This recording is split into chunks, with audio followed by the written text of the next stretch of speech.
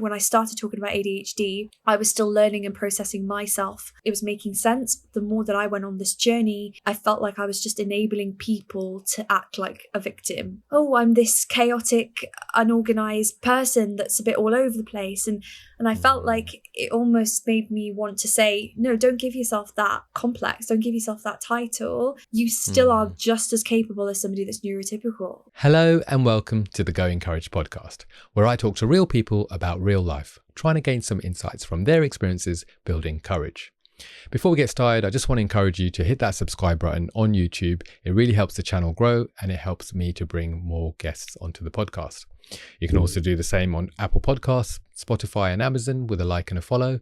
And if you're looking for links to social media channels, you can find them at www.goencourage.com. You can also grab a copy of the Courage Journal, which is a 31-day prompted journal designed to help you build courage in your life. All right, with all that said, let's bring on my next guest and let's see where the conversation goes.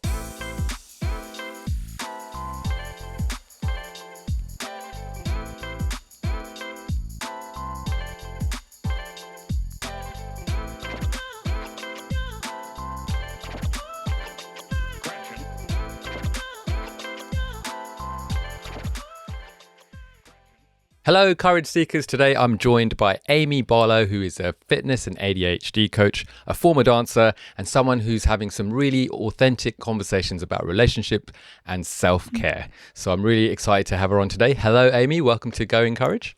Hi, Rix. Thank you so much for having me on today. I'm really excited to have the conversations that we have already been having, but in more depth. And yeah, it's going to be a good interview. Yeah, I think so. I will say to everyone, we've just been giggling around for the last 10 minutes trying to set up, and that's been fun. It's been a very neurospicy process, guys, but we got there in the end. We went around the houses, but it was benefiting in the end. It was fine. I mean, you literally went around the houses, right? Because you got locked out, didn't you? I did get locked out, even though Rix thinks I staged the whole thing, and it's not actually true. It's not true. Yes, we ended up having to travel in an Uber to a primary school to get a key, but it's okay. It's been eventful and a test of resilience. There we go. The Going Courage way. I like it. Yeah, exactly. Very fitting for the podcast. Exactly. Well, let's get straight into it because I know me and you can talk for hours. So there's a tradition on the podcast. The first question I ask is, do you know what your name means? So Amie, do you know what your name means? Oh, I love this question. I actually do.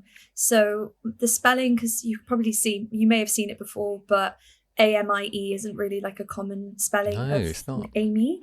And on my birth certificate, I actually have an accent on the E because my name is French, and it actually means the beloved one in French. So yeah, that's the context, I guess. Amazing. Do you have siblings? I do. So my father was married previously, so I've got a half brother and a half sister. Okay. And then I'm an only child from my parents, but my dad is half Italian. So that makes me a quarter Italian, which doesn't really make sense that my name is French, but yeah. And the reason I ask is if you're beloved, I just wondered, how your siblings would respond to that. Oh, she's the chosen one. I feel like there was always a bit of a strange dynamic because I was the only child of that circle, and then they were siblings from my dad's previous wife. So yeah, there could have been some controversy there about the name. You never know. Okay, you never know. Well, we'll come back to sort of your, the dynamics that you grew up in. Yeah, of course. But I also looked it up as well, and where's it gone? I've lost it, haven't I? That's great. But yeah, it was something along the lines of highly favored, beloved, the loved one, things like that. And I think there was a sense of a giver, something around giving. So the French word for love is, is it amour?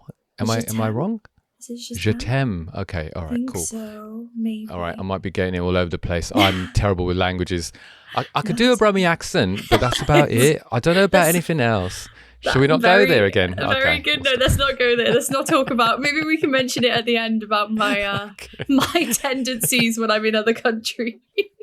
Okay, we'll come back to that. But no, it's really funny because that when you're talking about the obviously what the name means, there's an actual brand, and I don't know if it's like you can obviously buy it worldwide, but in London they have a bar for a wine company, and the name is Amie, and it's called Drink Amie.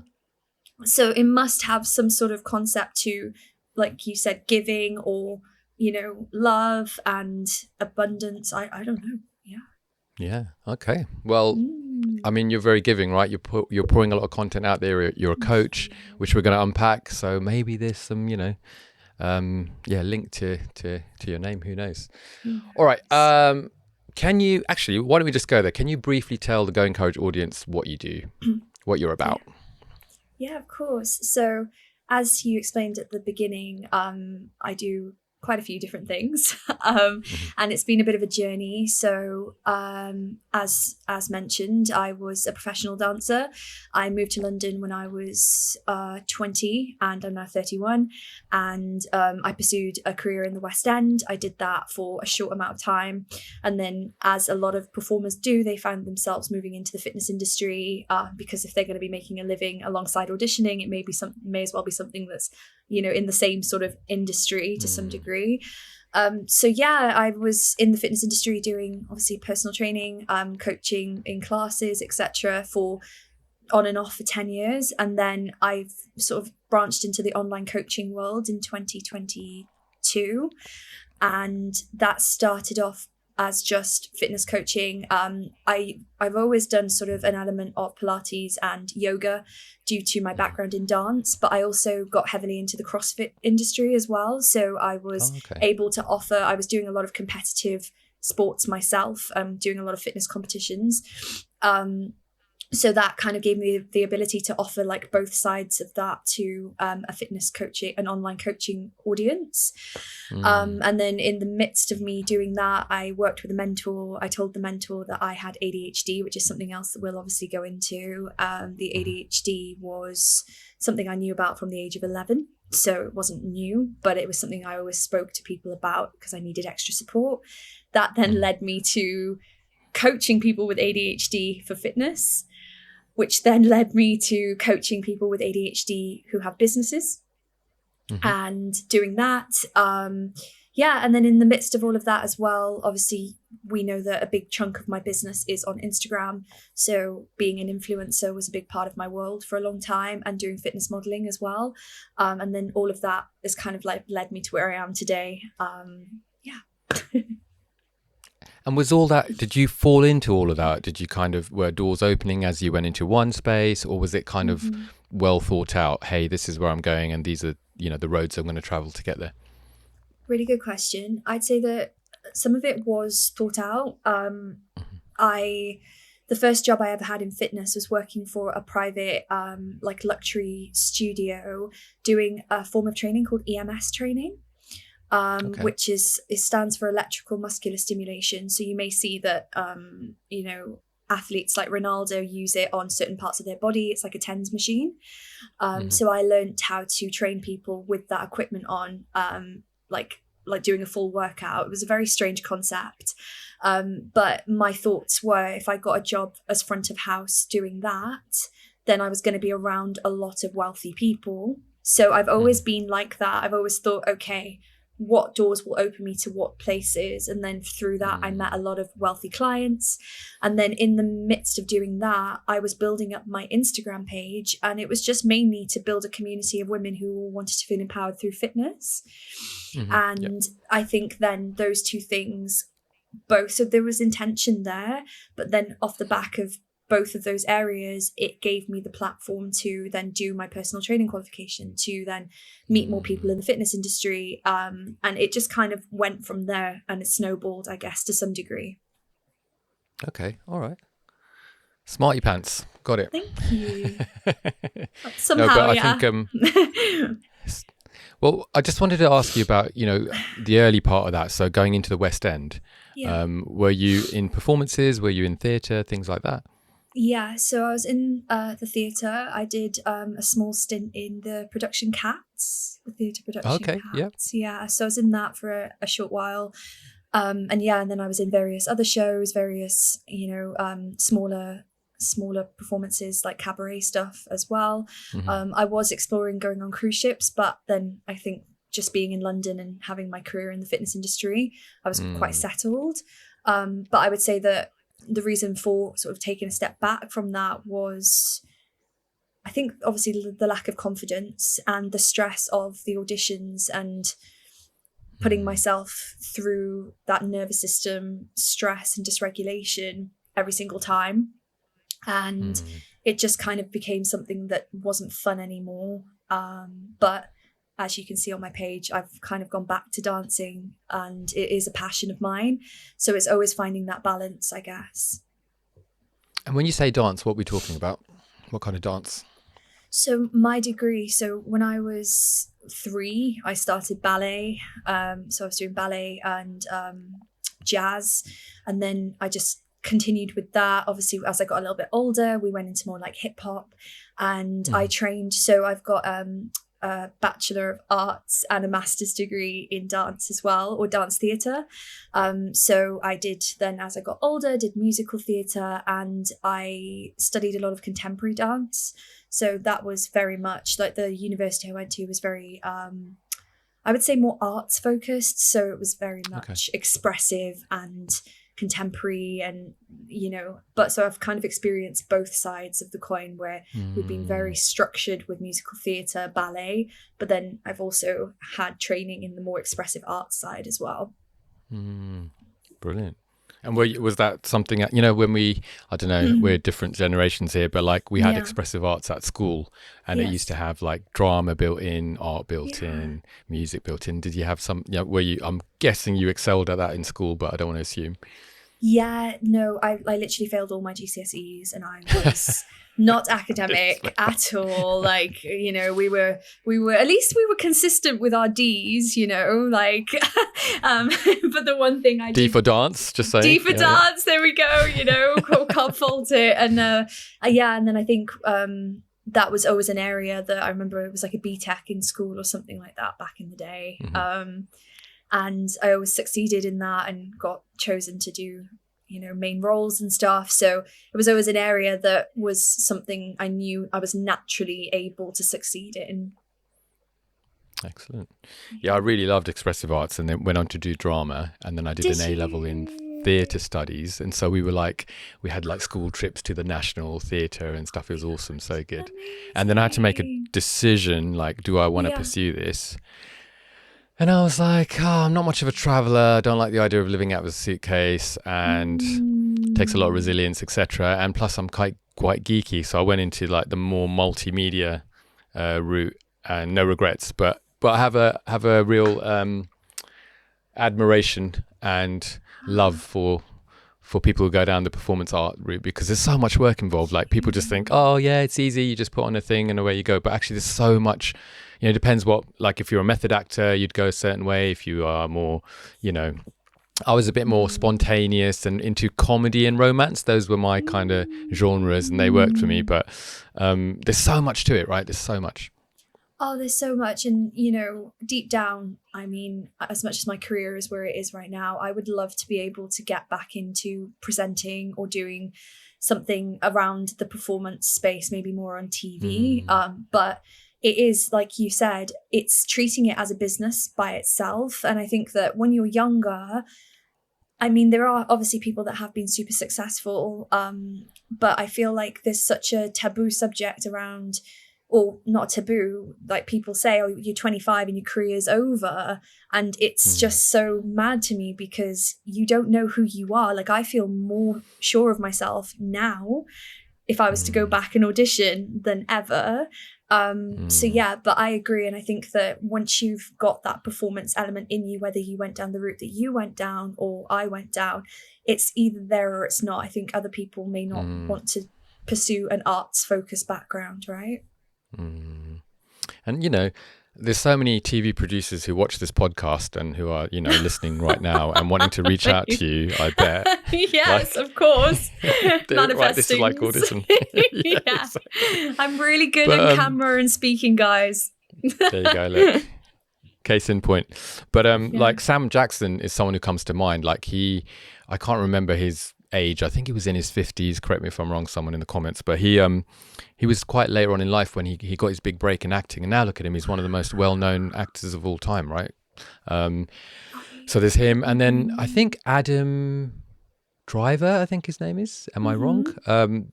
He's been in a lot of things. Marriage Story, Star Wars he's known for.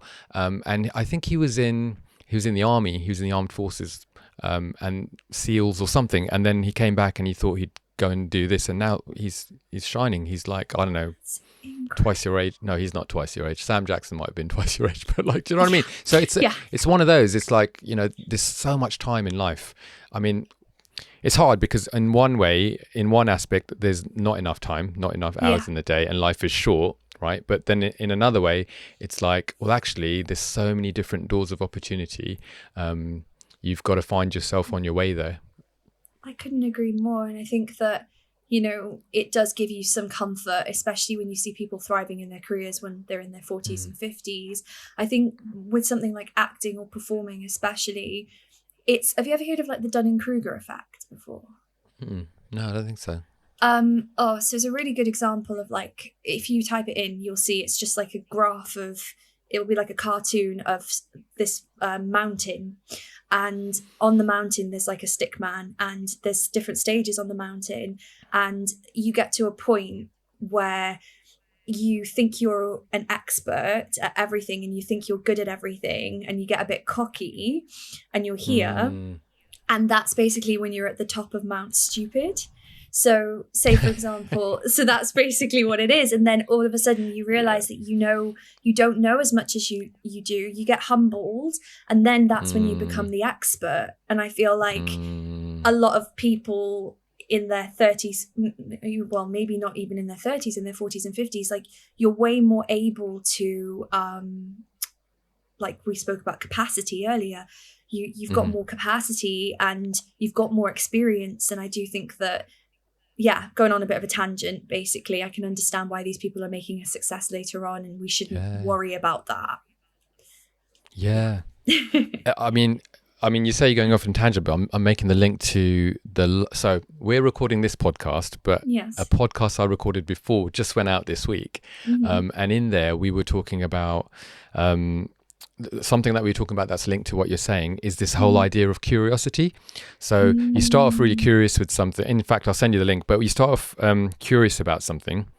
And then when you're in that zone, you are open to information and you wrestle with it and you're squeezing it and you're trying to work out what's not good about this and what's good about this. And then you get to a point where you get to a point of believing maybe, and then you get to a point of knowing. But then when you get to a certain stage, you go, I already know all this stuff.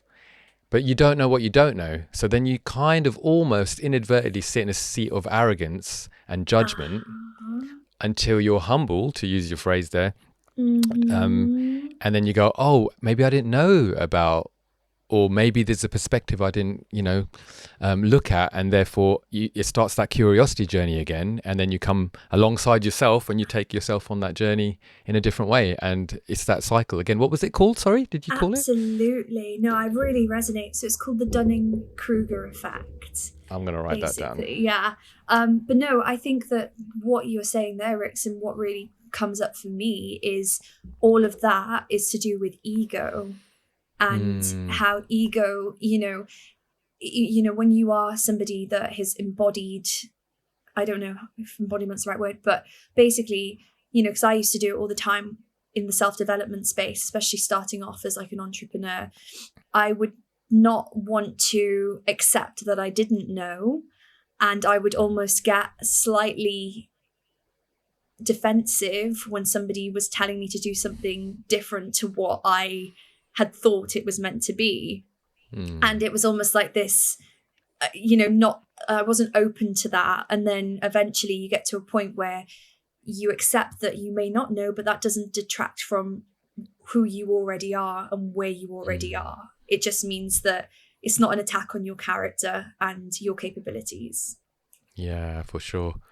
And we see that played out in life, right? Yes. Someone has a political opinion, and then, I'm using politics as an example, but they have that opinion about something, And then, they tie their identity around that, or a football team or whatever. And then the other person feels like they're under attack because of this person's views on something.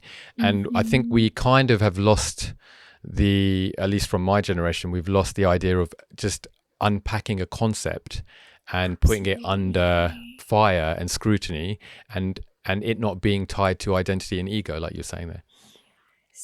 No, this is great. And I could talk about this topic for a whole podcast, because I feel like it's so true. It doesn't need to go as far as, everybody's entitled to be able to have their own opinion and their own view. But that doesn't detract from the other person's opinion and view as well. And it's like, like you said, we should be able to be open about these things and it not be an attack on somebody's character. Yeah, for sure. And coaching helps, doesn't it? Because coaching is in the space of, hey, let me come alongside you, see what you're about, and let me kind of, support you in your goals, as opposed to, I don't know, what can I say, teaching or preaching, where you're saying to someone, this is what it is, and this is what you ought to believe and ought to have, and that's final, Yeah, no. And I think we've both, like, I've definitely been in the coaching space in my early stages where I was very much that person, and with the clients that I had, I would only, and it's funny because then it becomes more about you than the client, because you're like, well, this is how I think you should do it, so therefore this is how it should be done, as opposed to respecting how the other person sees it, and like you said, working with them on that journey. Yeah, absolutely. Let's do some a bit of a brain break. Let's do some fun questions. All right, let's see if we can do it without going off on loads of tangents. And that is a challenge to me, not you. Okay, so you're all right. Yeah. And my Brummie accent shouldn't come out. Here we go. What's your favourite food? What's your favourite food? What is my favourite food? Okay, so one thing, fun fact about me, I am celiac. So I have very limited choices with food, which is really sad, because obviously I love all food, but unfortunately gluten is the devil to me. So if I was to say like favourite food without any intolerances, it would have to be like a good Italian pizza for sure. Ooh, yeah, right. Like a solid stone-baked pizza. But I also really love Mexican food as well, and also like Asian food. One of my favourite things to eat is pho. So like, that's more Vietnamese, but like a noodle soup. So yeah, that's pretty much, Okay. All right. Thank you. Cats or dogs? Oh, in my later years, I would actually say cats. Oh. I love cats and dogs. I love all animals, but I'm definitely, when I move to the Middle East, I want to get a cat. I want to get like a little like fluffy Maine Coon situation. Okay. Yeah. All right. We've got, I think most guests have gone down the dog route. So I should do a tally. I should like look back and do a tally and see how many people are in which camp, I feel like the reason why I say cats though is it suits my lifestyle for where I am right now. Like I did have a French bulldog puppy called Max. He's with my parents. He's great. I tried to raise him in London. Did not work. I feel like just where I'm at, I need an animal that is a bit like me, like wants affection every so often, but it's not wanting to like detract from my attention span 24/7. So yeah. I hear that. Have you had a cat before? I have, yeah. So I've grown up around cats and dogs. So okay, so you know what you're getting yourself in for, because I've had a cat, and they're lovely, but chaotic. Like, what are you doing? Like, what are you actually doing? My clients in my client group chat, for some reason, they've all got cats, and it's been like an ongoing joke where they basically call them knobheads, and it's like, and they'll like post something that the cat's done that's like really weird, and it's like, oh, the knobhead cat striked again, and I was like, okay, noted. I've got to prepare myself. Yeah, be careful. Early bird or a night owl? Early bird, always. Okay. Mornings are my favourite thing. Get up before everybody's awake.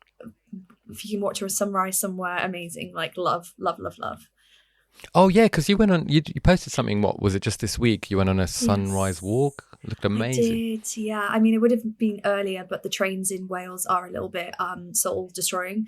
So as early as I can and make it with the dysfunction of being in Wales, yeah.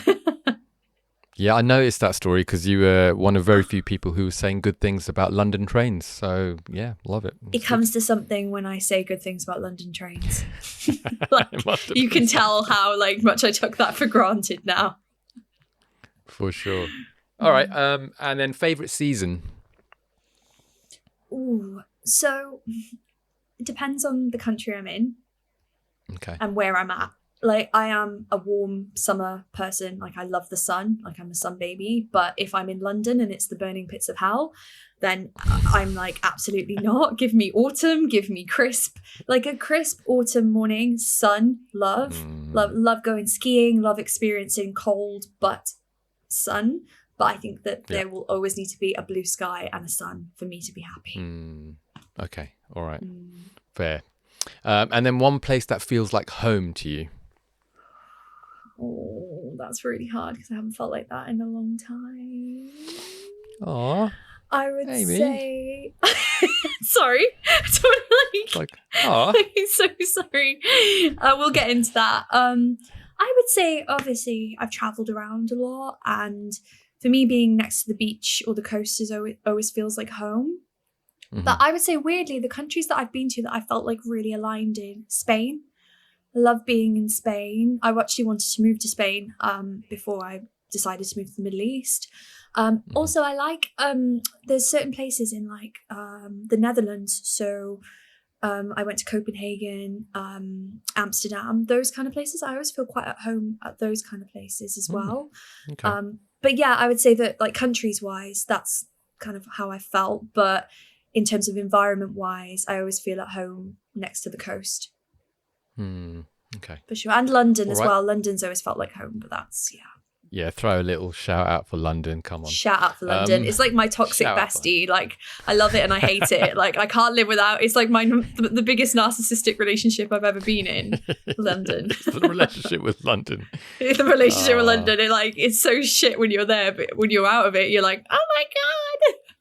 London. I missed all the shops that I can't have access to unless I'm in London. Yeah.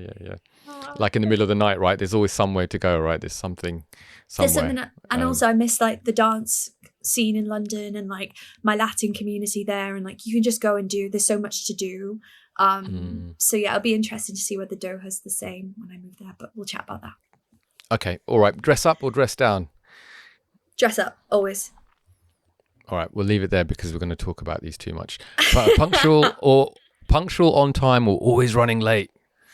Try to be punctual, have raging ADHD and autism, so time blindness is always a thing. But I get really upset and I don't like letting people down. And also have to kind of push myself to be punctual for obviously my job, but not naturally a punctual person, will always be time blind. Yeah, we're not going to talk about what time you turned up today. And star sign. We're not going to talk about how you were grateful that I turned up late. Yeah, anyways. Capricorn. Oh, and if I get any comments about being mean, we were joking about this off air, okay? So I'm not being mean to Amie. Just no, he is actually being very mean, and I'm going to go and cry. Hey, what the? Today, so. Come on. I'll send you some tissues. 5 working days in Wales. 5 working days. Well, I'm going second class. It's going to be 10 working days. Here we go. See how it is. I'll have to insult you even more just to get enough crying done for like 10 days worth. Do it, yeah. All right. Just keep it coming. We've got to stay on track. Star sign. Did you say Capricorn? Capricorn, yes. Capricorn. Okay.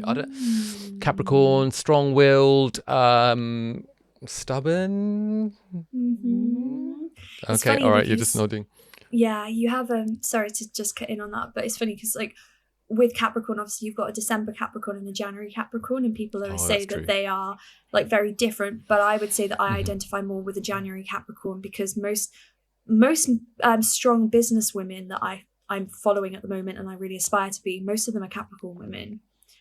So I feel like we're very boss babe, strong-willed, determined, and disciplined as well. Yeah. What did you say? Hard work to be around? Is that? I didn't hear that. Did you say? Is that you being sarcastic, or did you actually mean that? No, I'm teasing you. You have me on that teasing. one. Oh yeah, 100% hard work, 100% a diva. SAS levels 3000. Yeah, like Okay, all right. 100%. Do you know your love language? You ever done that test? Yes. So, but there's so many. I would say that, like, obviously, words of affirmation and physical touch are mine. As I'm sure a lot of people's are. But I would say that my biggest love language is connecting to somebody's brain. Yeah. Yeah. That those neurons firing at a level that is at the right pace as yours. Yeah, I hear that. You'd be surprised because a lot of people say gifts. Maybe not so much on the podcast, but when I talk to people, gifts can be quite high, and acts of service is quite a popular one as well. I would say I do love a gift, and my ex will go into that another time, but I remember he bought me for 1 year for my birthday an egg poacher, and poaching eggs is one of the only things I can probably cook very well. So I was crying my eyes out because it just wasn't the right gift for a birthday. So yeah, I do appreciate a good bunch of flowers as well. As soon as you said egg poacher, I was like, wow, he's a keeper.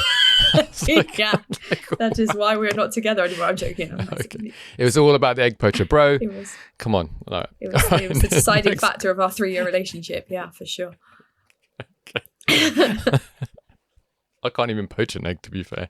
All right. I'll take the poacher. You got a spare one? Yeah. Maybe I'll go to good use after all. After all. Oh my gosh. All right. Attachment styles. Have you looked into these? Do you know what your attachment style is? Yes. Well, I mean, it's the... Sorry, go on. No, you go. No, I was just going to say, it's a bit of an unfair question because I think your attachment style can depend on the attachment style of the person that you're with as well. So, but is there one that you kind of feel like you lean more towards? Always. So I would say baseline is always anxious attachment, but we teeter on the edge of avoidant. But I do think that I am, what do you call it? The mix, is it the chaotic, or what's the one where it's like a mix? Is it disorganized? Disorganized, avoidant, yeah. Yeah. Anxious, whichever way around. Yeah, I think it's like, for me, if I was to rank, it would be anxious, disorganized, avoidant. Yeah, for sure. I don't know why I feel like teasing you, but I'm going to try and stay away from that. Like the egg poacher is still in my head. Go on. Go on, hit me with it. I'm thick-skinned. I'm going to send you the box of tissues and then an egg poacher, but I'm going to completely disorganize the box so it's going to make no sense. It's going to be so amazing. chaotic. I really, and then do you know what the best thing you can do? You can send me a message about it with like a really blunt message and a full stop. So then I have RSD as well, and it'll just send me over the edge. Yeah. Okay. All right. I'll do that. Thank you. I appreciate probably it. All right, for redemption purposes, I actually have a gift for you. Like for real, I do have one. And it's you're not taking me seriously now, are you? No. Okay, all right. I'm actually going to send you a copy of my journal, which is the Courage Journal. So I'd love for you to check it out. Let me know what you think. Use it. It's a 31-day guide to helping build courage in your life. And so it uses something called the RISE method that I put together. You're welcome. And so there's a little section in there for you to reflect on your day.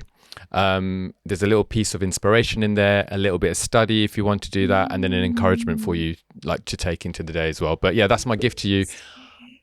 I'll make sure that it's not in a disorganized, chaotic box. I'll look after That's okay. I can handle it. It's fine. Don't worry.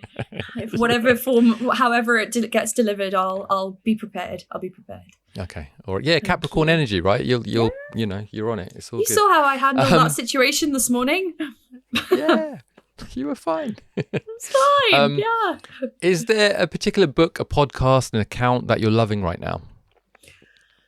Good question, actually. I actually went on a bit of a self-development, as we all do when we become like awakened and whatnot. I went on a bit of a self-development like tangent in last year and the year before, and I felt like I became quite codependent on self-development. So I took a break from listening to many podcasts and stuff because I felt like I just needed to trust my own judgment for a while. But I've got back into listening to one particular podcast with a woman called Margarita Nazaranku, and she's great. She talks a lot about, and it's just, I think it's because it's quite relevant to me right now, and I'm sort of building back up to listening to entrepreneurial podcasts without overwhelming myself. But she gives a lot of relationship advice, a lot of advice around understanding men and why they operate the way that they do, and just how to become the best. Her podcast is called Becoming Her. So that's quite useful. And then books. Again, like I was reading, the last book I read was The Psychology of Money, and I was also reading The Chimp Paradox. But they're both quite I've got that heavy. right here, The Chimp Paradox. Right there. Yeah, I haven't read it yet, but it's there on my bookcase, like staring at me like, come on, man. Heavy read. Is it? Okay. Yeah, like a long-term situation, I would say. But I also want to get the book, I mean, excuse my French on the podcast, guys, but it's called Dear Narcissist, Fuck You. Okay. And I think that might be my next read. I wonder what that's about. You know, I just, at this point, I'm unsure. I'm excited to find out. Okay. It's a fascinating topic. I've done a couple of episodes on it. And I've had a narcissistic personality disorder. What was she? She was escaped my mind, but she was a specialist in that field. And so she really unpacks that topic. I'll send you the link if you like. Please do, and then, yes. Yeah, her name was Tiara Thomas, and her sort of channel was about that. And then Amy Goffer's another one who, has had some training in that, and she kind of we unpacked that together as well. But I'll send that your way. But yeah, let me know how that book is. I might check it out as well. It's just good to, like, I think, understand and educate on the topic in general. And I think the more that you miss, like, another thing to get into, but the more that you misjudge situations, or it just means that you need to learn a little bit more about it so it doesn't happen again, right? Yeah, I agree. And I think going back to what we were saying before, what was it? The Dunning-Kruger effect, where, if you're curious about it and open to the topic, you can really learn a lot. So Tiara was talking about how people who come across as narcissists aren't actually narcissists. They could have undiagnosed or diagnosed ADHD, and there's some similar patterns there. And I was like, whoa, you blew me away with that. And I'll definitely send you the link. So this is exactly what I want to kind of create more content around on my page as well, is understanding the difference. I would say obviously ADHD is one, but I feel like where I have misjudged it a lot of the time is autistic people. And I feel like autism and narcissism can be very, like, misconstrued as well. But I'm sure that, the professionals that you've had on have explained that in way more depth, which is interesting. Yeah, because I think it's a word that gets used a lot. I mean, I've used it plenty. It's a buzzword, Yeah, I've been on the receiving end of it. I've been on the other side of it. And actually, I think narcissistic traits are one thing. I mean, I don't know if you were ever into the Marvel movies. You ever watch Iron Man, sort of Avengers, things like that? So in and out, like, I've got many people in my life that are, like, really die hard, but I have, like, seen some of the movies, Okay. Yeah. Don't worry, I'm not going to quiz you on it, but there's a character. So the Iron Man character, Tony Stark, like, he is a textbook narcissist. Like, he just is, but we love him. He's got the traits. Sorry, he's not a textbook narcissist. That's a bit harsh. But, like, he's got narcissistic traits. But we love him. And so narcissistic personality disorder is a very different thing from behaving in a way that can come across as narcissistic. And I think that's the distinction that is not being made enough when people are talking about the topic. Oh my God, I couldn't agree more. And I think as well, especially with what we do online too, and, like, the influencing side, everything I do on that platform is to some degree narcissistic. And I think the one thing I've learned, because I've definitely teetered on the edge of, obviously I'm not a narcissist because I question whether I am all the time, and that's apparently, if you question, you're definitely not. But I think it's about checking in. You can do ego work and checking in with your with how arrogant you come across. Because I think when you are in the public eye, it can almost come across like I'm doing this, and you've just got to like be more aware. And I've definitely been like that before. But you're so right. There's a difference between having narcissistic tendencies and actually having the personality disorder. Yeah, I agree. So this is a challenging question. Are you ready? This is like, here we go. I couldn't do this, so good luck. What's one word friends would use to describe you? Only one word. Don't cheat and start double barreling and all the rest of it. Oh, God. I mean, I feel like it's a word, but okay, I'm just going to say the end of it. Fresh air. Okay. Oh, I like what you did there. Okay. All right. Breath of fresh air. Okay, we're with you. One word. All right. I'll take it. But you knew exactly what I meant. I knew what you meant. Yes. You should get into like marketing or like, I don't know, social media or something. It works. Yeah, it works. Oh, I know, I maybe might explore that. I've never used Instagram before though, so I can give you some tips. I need some guidance on how to build an audience, Exactly. Yeah. All you do is you just, take a picture of a sunset or something, say some words. And hashtag you're influenced. You were influenced. There we go. You were influenced. There we go. I go down to Brighton every now and then as part of my work. And every time I'm there, I'm like, guys, I know it's lunchtime and I know I want to hang out with you guys, and I do, but I'm going to that seafront whether it kills me or not, because like it's amazing. So even 10 minutes there just completely like resets me. It's awesome. So good. Yeah, there is something really regulating about being next to a beach for sure. Yeah, like you said earlier on.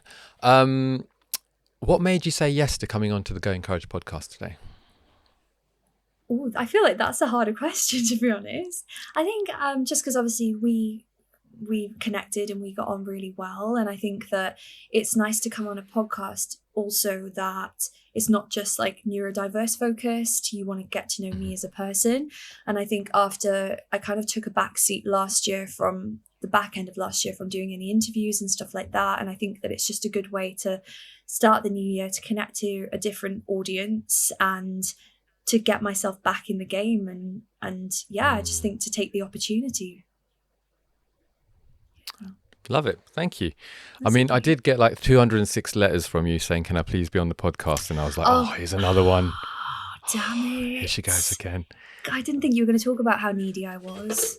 I didn't want to bring it up, but look, the letters are there. They're coming in. I mean, this one says HMRC on it, so it's one that I want to... Damn it. Don't worry, I haven't been sent. No, actually, did you not know, guys? I was sending them in brown envelopes, so he would actually open them, because there would have been a sense of urgency then, Yeah, then it's like, oh no, the bailiffs are coming. What's going on? It's just me, just trying to get on the podcast.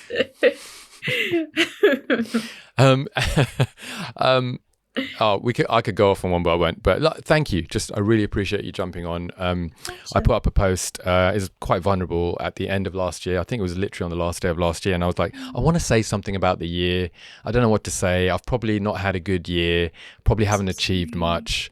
All this kind of stuff. And as I'm going through like my old bits of footage and stuff, I'm like, whoa, I got a lot done this year. Like, wow, like that's amazing. And I had these experiences with people that were like a couple life-changing, a couple like reassuring, a couple challenge. And I was like, man, it's been like a bit of a challenging year. But I've been focusing on the challenge more than I've really appreciated the stuff that's gone on.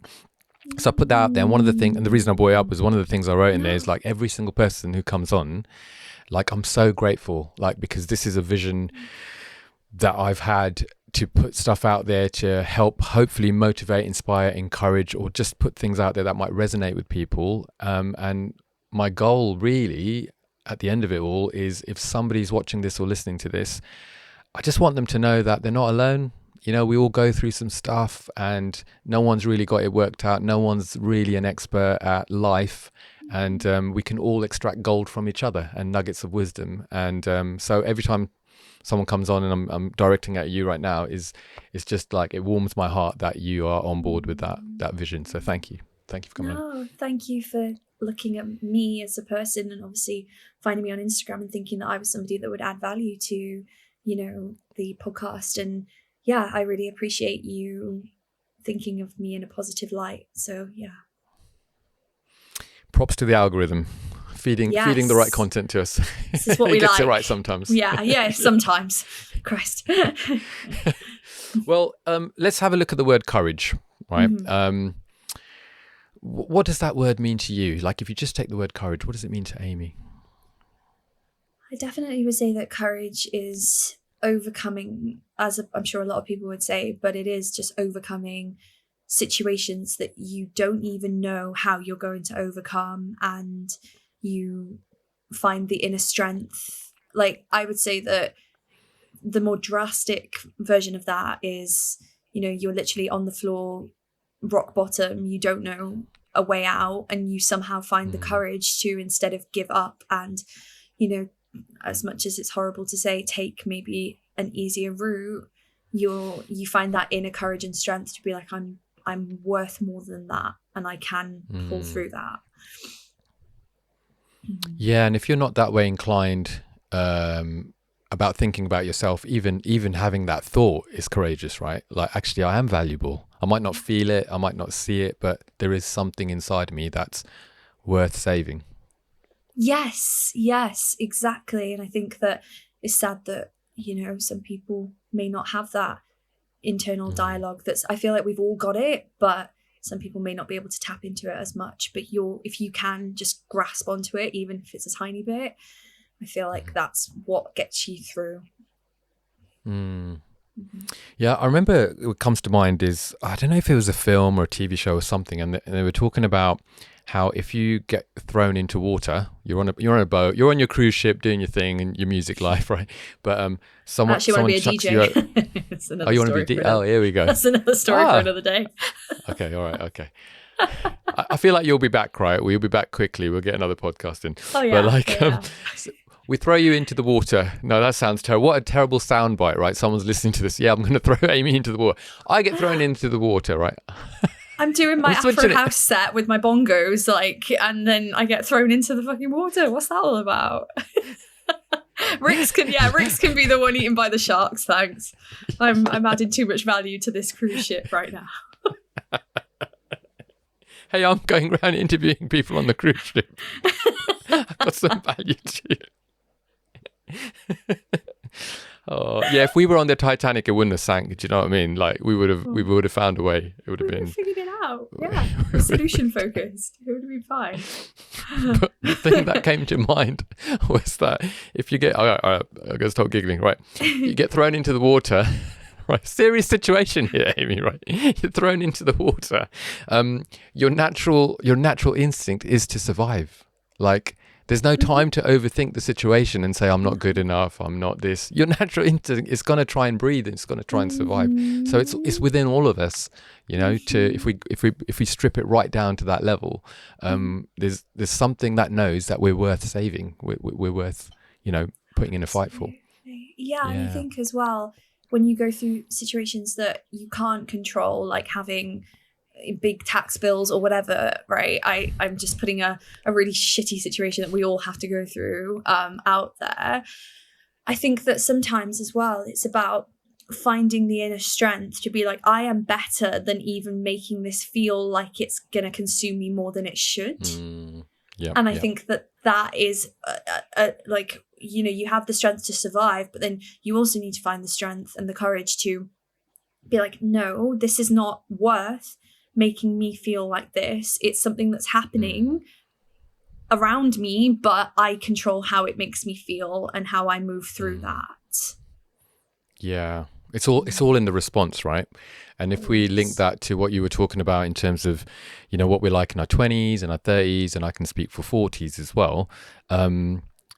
If you're doing the work, that's a big prerequisite, right? If you're doing the work, right? Those years will give you lessons, and those lessons will inform what your response is to challenges. Because when we start off, we're reacting all the time, right? We're just in reaction mode. And as we grow and develop, and that doesn't have to be an age thing, but it tends to be just because there's more years that you've gone through. But yeah, if you are doing the work, then what you're learning is how to respond to these situations that keep flying at you, and not being completely thrown by them. I mean, toxic positivity is a thing, right? So I'm not talking about that, but just going, actually, I've been through worse. Let's get through this. We'll work it out. Well, I mean, the perfect example, I'm sure we've all had an example like this in our lives, was being locked out this morning. That completely threw me off. I had to spend £20 extra on Ubers that I didn't need to spend today. My cortisol was up, my glands were swollen, and I was like, oh, this is so annoying. By the time I'd got in the Uber, had a lovely conversation with the Uber driver there and back, got home, managed to have some breakfast, did some breath work. I was like, do you know what? It's done now. It's over with. Like, whatever. And it's about, I think, the quicker that you can just park it and just be like, it's done now. And like you said, it's not toxic positivity. Like you said, is, I think, having this concept that nothing breaks you. No, of course, you still want to cry. You still want to get angry. You have emotions. You're a human being. But, how quickly you can bounce back from that is what I've learned is the more progressive route to go down. Yeah, for sure. Yeah, and even if we take that example, I know it might sound slightly less challenging than other examples that we can use. Of course. You sending me a message like, oh yeah, is it okay? And if I was, I don't know, in a rush, or if I was feeling really stressed, I got ready, etc. Oh, Amie, we had an agreement, da da da da da. I looked at it and I responded. I was like, awesome, I'll get an extra few. I didn't have a big breakfast. I get to eat some more food now. I'm really happy. I got my blueberries here, by the way, so good. Get them going. But yeah, it's like responding to the information that comes to us in life. So I will throw in. I mean, I've talked about this loads on the podcast, but I had really severe anxiety and panic attacks in my sort of early 20s, late teens. And yeah, you can relate. Massively. And it was, I would say, like hell in comparison to anything else that I've ever been through. And I've been through some stuff since. But the way I would respond to that now is way different to the way that I responded to it then, because you've done, the hard yards of life and having to navigate through that stuff. I would absolutely regret if I didn't throw that back at you and just give you an opportunity to sort of share sort of your experiences around that, if you wouldn't mind. Bless you. Yeah, no, 100%. And not to obviously commandeer what you're saying, and I'm really sorry that you have had to go through that, because I understand how awful it is as well. And I think that, so for me, obviously, I think when you've got neurodiversity, your baseline can either be that you're more depressive or you're more obviously when you're more hyperactive, I think that the comorbidity to that for me definitely is anxiety and potentially OCD as well. I'm not 100% diagnosed with that, but it kind of makes sense. And I think I like how I deal with anxiety is I'm very a lot of it was internal, so a lot of it I had to have surgery because I have endometriosis, and I'm pretty sure that was because I internalized a lot of the stress in my womb and in my body. Autoimmune conditions have come up because of the fact that I've held in so much trauma, which is why I'm so big on like somatic releases as well, and really getting energy out of your body, because I think that's what anxiety is. It's like energy that we can't get out. But I have like a recurring anxiety attack that happens not very often, but it happens in situations, especially because I grew up in a household that was quite unpredictable, and people in my household that were close to me were often very angry, and I didn't understand why, and I would often be invalidated. So my trauma response to that is to start, I like physiologically start to shake and cry, and it's like I have almost like a mini fit. And it certain situations that happen in my life that mirror that situation, I have the same kind of response. It's normally to do with not being validated and then being provoked and pushed to the point where I can't express myself, and that's kind of like the response off the back of it. And it happened actually on Christmas Day this year, which was really unfortunate because I've done so much, like as you have done, we've done the work, we've done the therapy, and I don't really put myself in situations that I think the key here is I still need to do some sort of therapy to work through that particular trigger. But the interesting part about it, so I would say that for me is what my interpretation is to an anxiety attack. But I noticed that obviously I was feeling like, obviously, as you know from having anxiety attacks, it feels like you've been hit by a bus and it can exhaust you for days and days after. But the way I bounced back from that was a lot better than what I have done before. So again, it's just like baby steps to knowing that there is progress there, basically. Yeah, for sure. And I'm sorry, that was just this Christmas gone. What at the end of that, you said that you noticed that you bounced back a lot quicker. Yeah. Was that for a particular reason? Do you think was that what made you bounce back quicker this time round? I think I appreciate it was only a few weeks ago, so if you haven't had a chance to reflect, that's fine. But. Oh no, that's okay. It basically, I have a very complicated relationship with my parents, and I chose to spend Christmas Day on my own last year. Well, I saw family in the evening in London, but yeah, I chose to because when I'm at home, that environment is very unpredictable for me. So this year I tried to go back, make amends.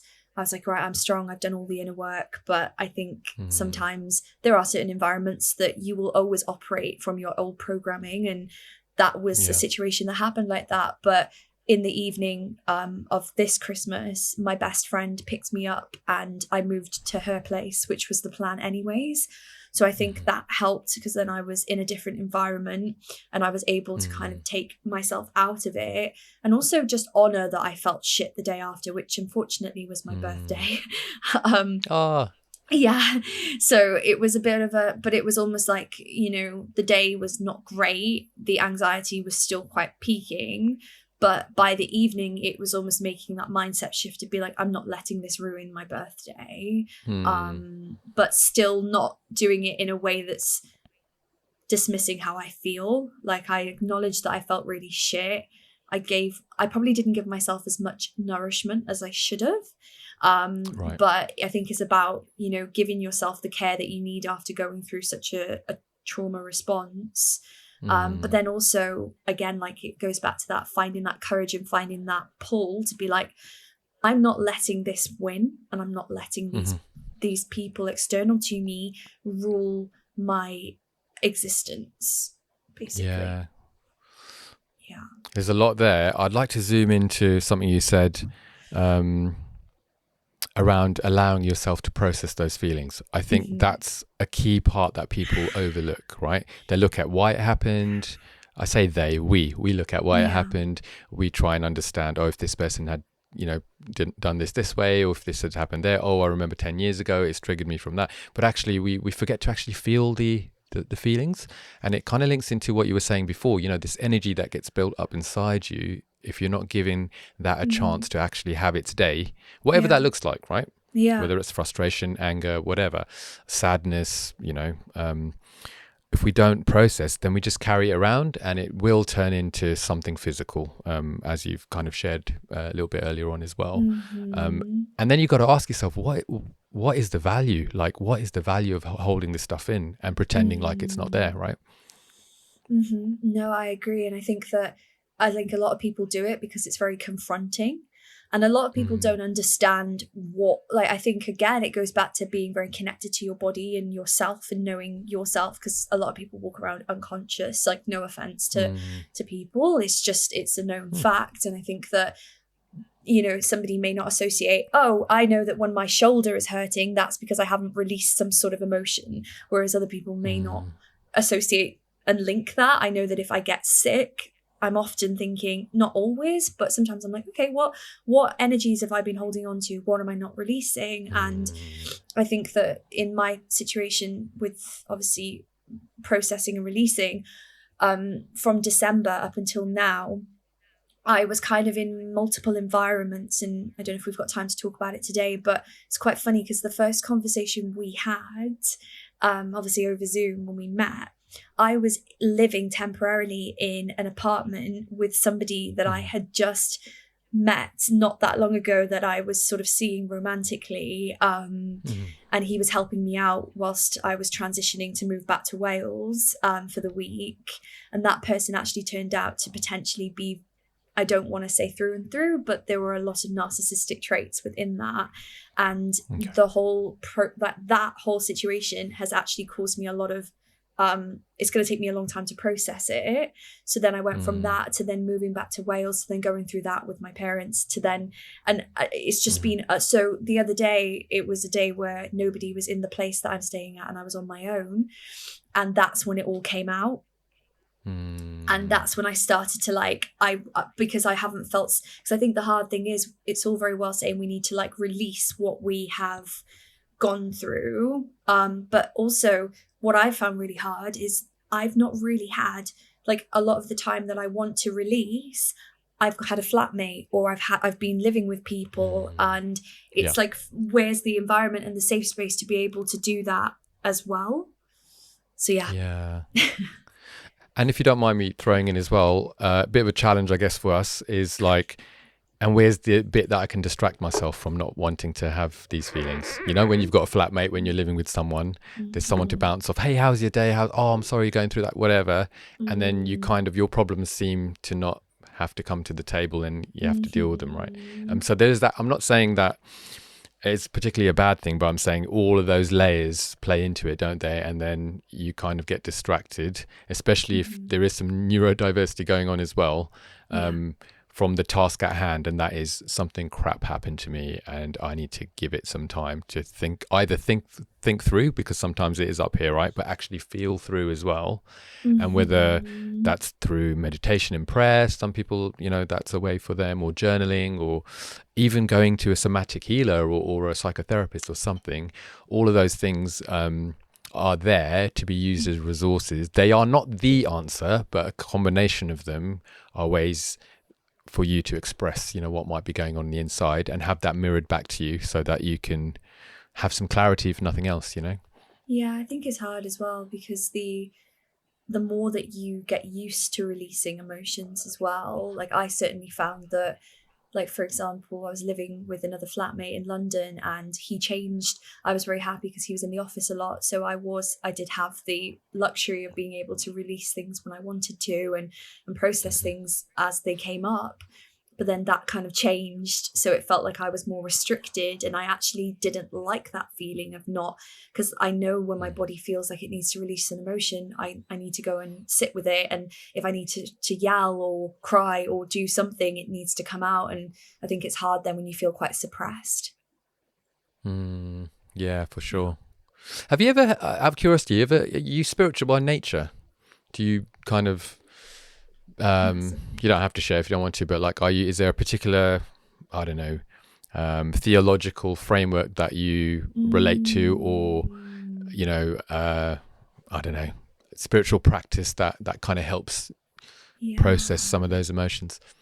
Yeah, so for as long as I can remember, oh God, we're going on a bit of a side, well, it's not a side quest, actually, it's a really good topic to go into, but I've always been really connected. Welcome to the podcast, by the way. Yes, I love it. No, I've always been really like connected to spirituality. And I remember, like, when people say, oh, when did you have your spiritual awakening? And you can look at it in a couple of different ways. But for me, I remember it was around COVID, and I was working with a fitness company who were from Kenya. They were Kenyan Indian. And they've always been very a lot like of Indians in Kenya. Yep. Yeah. And they've always been very spiritual. Like, obviously a lot of them are Hindu, etc. And there was a woman that mentioned on the group chat, she was like, oh, I'm going to be doing a spiritual healing session. Does anybody want to join? And I remember saying it to my mum at the time. She was like, this is, are you okay? Like, have you been dropped on the head kind of thing? And I was like, do you need us? Yeah. I was like, no, I'm so fine. And to me, it made sense that, you know, and all she did was get us to visualize breathing in black smoke and breathing out black smoke, breathing in, you know, white energy, you know, like a visualization. But it didn't feel like it was this is out there for me. It just made sense. And I would say that spirituality, I wouldn't say I've got a particular like practice that I do, but I'm very into chanting. I like to listen to a lot of like energy chanting. And there's another chant that I like to listen to, the Lakshmi chant, which is like the goddess of abundance. I'm really into energy healing. I would say that for me is what I find I'm aligned with in the spiritual world. And also tapping into, I would really love to strengthen my ability to read people intuitively as well, because I feel like that's something that I've got a strength in, which I'm sure a lot of neurodiverse people do. And also then from the perspective of spirituality and worshipping, I wouldn't call myself like a diehard Christian, but as I've got more into my spiritual journey, I definitely feel a calling to be more connected to God and the concepts of that as well. Yeah. Wow. Thank you for sharing. My I think pleasure. it's a topic that people can stray away from, or not stray, avoid, I would say is the word, because there's so much judgment and so much like, oh, if you don't believe this, then you're in the wrong thing and all this kind of stuff, or woo this, or, all of that kind of stuff. But I think, especially from the perspective of my faith, like for me, I studied the 6 main world religions, and that's a whole nother story. But where I end, yeah, it was a really cool part of life. And I was actually at quite a low time. So I guess it was a desperate attempt to make sense of the world as well. But where I ended up wasn't the result of study. It was the result of being open to experience. And then when you feel things through, that's where I think spirituality comes alive, because of course you can think things through from a theological perspective, and there is some room for that. But actually it's the experience that we have. Like if you have a relationship with someone, platonic or romantic, you don't sit there logically like writing all the things down and going, okay, we match here, and that's what we're going to check in with every single day. It's more about how the person makes you feel and how you're energetically connected, and sometimes it's going to be a dance around that, up and down, all the rest of it, but that's relationship. So I think when we're talking about faith, for me, and it links into what you're saying as well, is finding those practices that work for you for the season that you're in.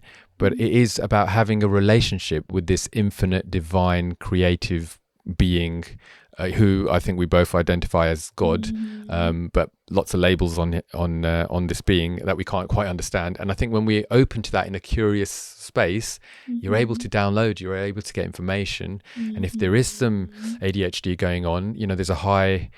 I'm being very generalistic. I apologize. I know there's a spectrum, but like there is a level of empathy and a depth in terms of the way that you feel things, so you can read energy in a different way to someone who might not be who is more neurotypical.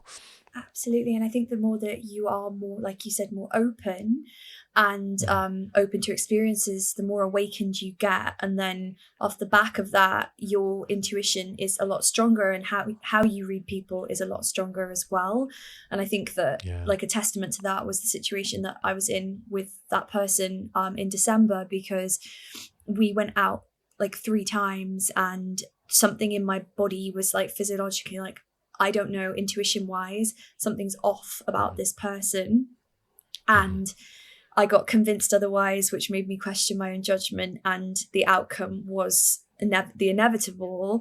But I do think that it's about as well, I think with faith and spirituality and God, or whoever you want to call it, or higher power, I think that it helps you to also trust, especially when you're in an entrepreneurial field or you're self-employed. Sometimes there's not really, you can't logic your way out of something. You're like, I don't even know what's going to happen, but it gives you that other layer to be able to trust that things are going to work out, because something's got your back, even though you don't know how that's going to end up.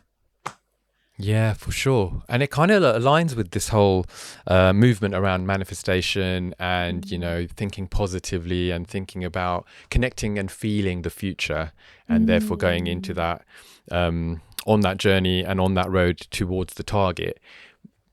And, you could argue, if you're a project manager in an IT company, like it's a slightly different way of working, but it is pretty much in the same ballpark. You know, you have a goal, you have a vision, you're working in that direction, you're doing your tasks and your projects and all that kind of stuff.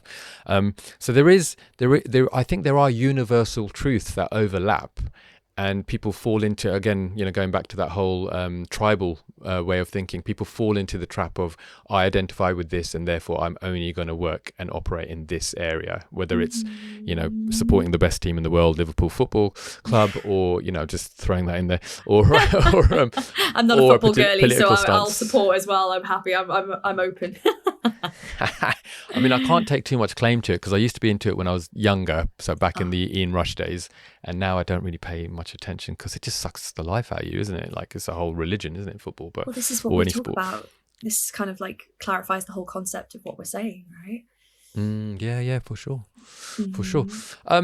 So in terms of like courage, I mean, listen, I'm going to have you back. You're going to have to come back, right? But in terms of like courage, with what you're building at the moment, whether that's your channel, whether that's your business, I mean, you're flying out to, maybe now's a good time to talk about it, but you're flying out to Dubai. That's where you're ending up. Is there a reason for that? Is there something that's pulling you in that direction? Yeah, so I think for me, because I obviously started my online business and that grew really, really quickly in a short space of time.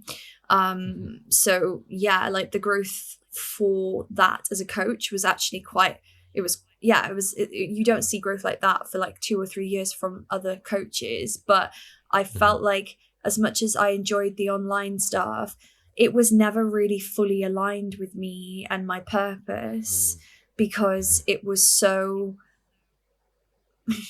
as much as I put in, that was what I would get out. And it wasn't energetic. It was very sales driven. And that just wasn't my way of thinking. So I think the courage that I had to have was to admit to myself that that business was no longer fully aligned with me. And then I had the courage to obviously explore it in other ways, where I went down the route of helping people for their businesses who have ADHD. And I still really enjoy doing that, but only in a small capacity. It doesn't light me up to want to make it my whole sole driver. And then I think that the other courage I had then was to know, after leaving a 3-year relationship and moving back to London, that I needed to go back to in-person coaching for a while. And it was off the back of that, and then getting into the Pilates space again, that an opportunity came up to move to the Middle East. And I think that will be very interesting, because I'm going to be the head of fitness there for a Pilates studio. Amazing. Yeah, so I think I will enjoy that, because I think where I'm best placed energy-wise, being a leader would be something I would naturally enjoy doing. So we'll explore that and see what happens. But I think for me, I'll always have the clients. I also want to explore podcasting and my Instagram. That will always be, I will never be somebody that just does one thing. But I think that the Middle East for me is obviously going to be a good move financially as well, for obvious reasons. And I think that I just need a bit of a moment to explore being paid well for what I do in an industry. Yeah, and all that sun as well, right? And all that sun that you were talking about earlier. Yes, the sun. There's a guest I had on the podcast. Her episode will have been published by the time this one gets published, but it's not published just yet. And her name is Jessica Love. Great surname, by the way, right? Yeah, let's acknowledge that. What a great surname. That's lucky. I was like, is that your actual surname? She's like, yeah. I was like, wow, that's cool. She's a Pilates instructor, so she runs a business around that as well. I'd love to connect you two together. She's London-based at the moment, so you never know. You might even know her. You never know. Who knows? But yeah, I'll connect you guys up. That would be great. Thank you. Yeah, that's really cool. She's got a really great story as well. I'll send you the link. Go on. No, go on. You go. I was going to move on to a question, but you go. Just lastly, just to conclude that, I think that when you've run a business, I think it does naturally make you more of like a person that can be more strategy focused and more like in a leadership role. So I think that maybe that's the solution from me going from running a full-time business to something else. I think I would struggle if I was just an instructor now. Not that that's not amazing, but I just think that where my skill set is and what I've I really thrive off, I think that this could be a good step moving forwards. And life is in seasons, right? We live in seasons. So this is what you do for a season, and I'm sure you'll make an incredible impact on all the people that you work with. But then you'll also get a lot of experience and a lot of lessons learned and all sorts of stuff that's going to help you on the next season. And I think when we look at life like that, these seasons that kind of change as we go and shape us, there's a lot less pressure. Again, going back to that idea of like it's a short life, but actually there's so many great opportunities that we can have along the way. I sometimes like to describe it like this. When someone says to me, hey, you should watch this TV show, or you should watch this movie, and I don't have time for this stuff, I put it on a bucket list, like this Dunning-Kruger effect. I write it down, I make these little notes, I put them into my little reading list, etc. But what I'm driven by is looking at myself. This might sound a bit strange, but I look at myself in a elderly home, right, talking to some friend that I've met there, and I can talk back about my life with a smile on my face, going, "Oh my gosh, this one time I did, or for a few years I did that." And I think in the present, that really helps me make like decisions that are scary, but I want to do them, because you go, well, hang on a minute, like that place is not that far off, 20, 30, 40, 50 years, whatever, like it'll go past like that. And actually, when you can do the stuff that's available to you, why not go for it? Like, don't be your own devil in your head, preventing you from doing stuff because of fear. Why not be ruled by courage? Now, I would like to caveat that by saying that doesn't mean you have to do things that you genuinely don't want to do. No, I'm not saying that. But like, there are some things that you do want to do, but there's an obstacle that you don't want to do in order to get to it. And, sometimes it's about slaying that dragon and, going to the promised land, so to speak. Yeah, I think like you said, there's a difference, and it goes back to that toxic positivity, isn't it? You don't have to force yourself to do things that don't feel aligned, but I think it's also having that mentality of, like I said earlier, that whole, I'd rather like reinvent myself multiple times to be the happiest that I can be, so that I would rather do that, so that I will have a story to tell when I'm in that home. Yeah, for sure. And if you look at the greatest of all time in their particular field, right? So Messi, for example, if you're talking football, if you want to talk about boxing, I'm sure there's some names that could come up, etc. Like that takes work, discipline, cold water plunges, like whatever. It takes all the stuff that is not comfortable or fun to do. But when you have that love for the goal, for the vision, for where you want to go, you'll get over those things. So actually, why can't we, and I'm talking physical sport here, why can't we do that in the spiritual stroke, logical world? Of course we can. We've just been conditioned to be like, I know this could be a little bit, triggering for some people, but like just we've been triggered to be factory workers, and we run on an education system that has been trained for us to be factory workers, which is way out of date, because most of us don't work in factories, we just sit behind a desk, right? So it's a little bit outdated, but we're missing out. Like, you've traveled, right? If you go to India, if you go to Thailand, if you go to Bali, like all these places where people are a little bit more connected. I mean, even parts of Italy, right? Shout out, Dad. Like there's there's people are more in touch with the world around them and the experiences and like this one guy, sorry, I'm going off on a tangent now, but there's this one guy, I was in this restaurant and he was eating alone and I was with my then partner, and he came in and he was just having the time. He's like, I don't know, 50 plus. He's like, hey, I can't do Italian accent. I'm going to offend some people, but like, I'm not even going to try it. That's terrible to say, but yeah.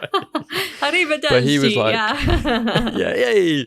And he was like, I want this pasta, this. So the guy, he gets him his meal and stuff. And he's like, hey, what are you doing, man? He hasn't got enough pepper or whatever. And then the guy comes in, but he's not like aggressive. He's just like passionate about his food. And I just looked at him and I was like, wow, like what a zestful life. Like, some people would be like, oh man, that's a bit, extravagant. Who does he think he is? But I was just like, I was intrigued. I was like, wow, I'd like to be as free in terms of going out there and doing, I mean, this is going back, I don't know, 10 years or something. So come a long way, but now that spirit kind of like abides in me. So when I'm out and about and I'm doing, I don't know, going into Lidl bakery or like Co-op or whatever, I'm like, if I see someone, I'm like, hey man, oh yeah, have you tried these? It's so good. Yes! Yeah. Oh, stay, and then, you just have these like great, like conversations with people. You just never know. Like last night I went to a fitness class that took me, I mean, it was a whole expedition to get there because the trains were cancelled, of course, and I was stood at the platform on the train and I was like, well, I'm gonna have to book an Uber. I booked it and I literally spoke up on the train to like on the platform, and I was like, if anybody needs to go to Cardiff Central, do you want to just jump in with me? And people were like looking at me like I was psychopathic. I was like, okay. But anyways, this woman did jump in with me, and I met her. She's a nurse, like had this conversation. And like being open as a person is, such a blessing, because you just never know who you're going to, like, don't know who you're going to meet. But it's interesting because a lot of people would have had the mentality of somebody that you said would have looked at that guy negatively, but you looked at it as, I would love to be like that. And I think that there is a big difference there between how people perceive the world. But I would say that, going back to the whole putting yourself in discomfort thing as well, that I really want to put myself, and still want to actively put myself in situations that really challenge my mentality. And like my, I've done hypnotherapy, and that's really uncomfortable. That's one of my favorite types of therapy. And like these things make you feel awful after, but it's because you're training your subconscious to completely think differently to what it's wired to, which is factory work and all of that. And why would you not want to put yourself in that situation? Yeah. And that whole classic thing of like, you ask your parents, oh, why do we do this, or why do we think that? Because that's the way it is, that's how it's done. I don't know. And then you go, there's different types of personalities, but my type was to go, that's not good enough. I need a reason. So I'm going to go and investigate like what's going on. And then and even if you end up doing the thing the same way, but now you're empowered with knowing the why behind what it is that you do. And I think it's okay as well if somebody is, wanting to be a finance bro or whatever. But if you're going to be a finance bro, then be an awakened one. Okay, you're gonna, because this is where I show my age a bit. I have heard that term, finance bro. What are we talking about? We're talking about people who are just into stocks, like, and I think I'm stereotyping a little bit here, but it's sort of the same thing as what you said earlier, that obviously the way that maybe your mind would work if it was you're an IT, like a project manager for an IT firm.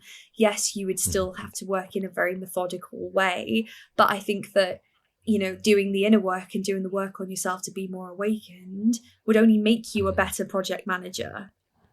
So it's like doing this work that we're talking about, being connected to spirituality, being connected to faith, being more abundant in life, is going to help you even if you are working a more strategy-based job. Yeah. That's basically like what that. I'm trying to say. Yeah. Yeah, makes sense. Makes sense. I wanted to ask you a question around ADHD. I know it's come up like organically in our conversation. You, if I remember correctly, were saying that you were aware of it when you were 11, 13, did you say? You're quite young. Yeah. So I got diagnosed. And then, go on. Sorry, cut in there. No, that's okay. I was just going to ask you, like, do you remember what it felt like being told that? And did you understand what that meant? Because it's quite an early age, isn't it? So I think it was a very interesting concept for me because, I mean, parents-wise, or my mum, she still is in the medical field. So it was always the intent, and I think even when you have complicated relationships, you can still come from love, and the intent was always there for her to want to help. But I think that the information and awareness around that wasn't necessarily available, but she did the best that she could with what she knew, which was get me a diagnosis from a psychologist. So went to psychiatrist. I never know which one it is.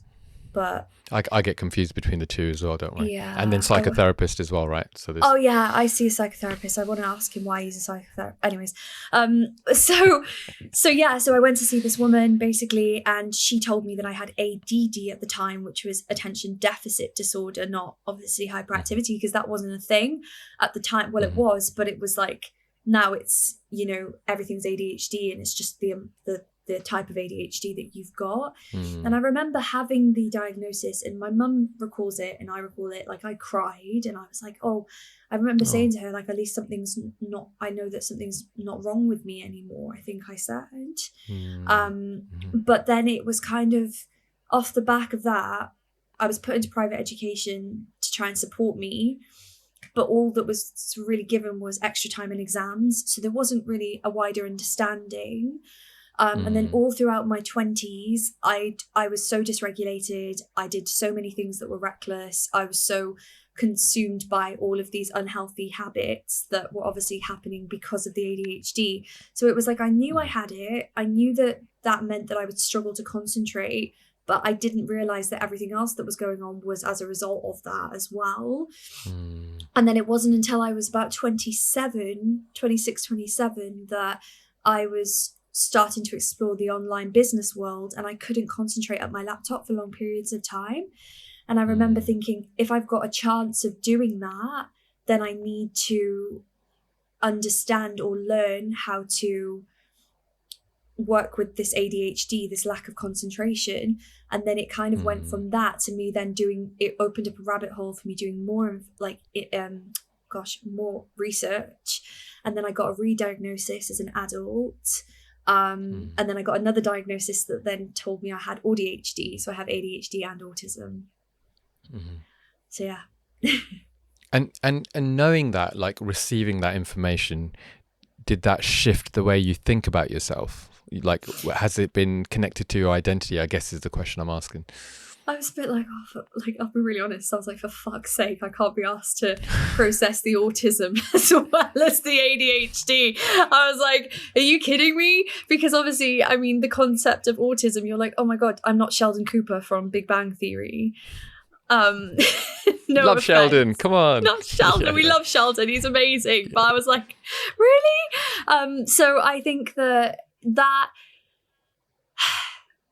I haven't probably fully processed it, but to me it's kind of, because even the ADHD, right? I think that this is why I really struggled for a long time, and maybe we should jump on another podcast to talk about this. But for a long time I was like, gave myself kind of a complex about the fact that I had it. And yes, there's that fine line between advocating for yourself, but also not making yourself feel like it's a limitation to your life.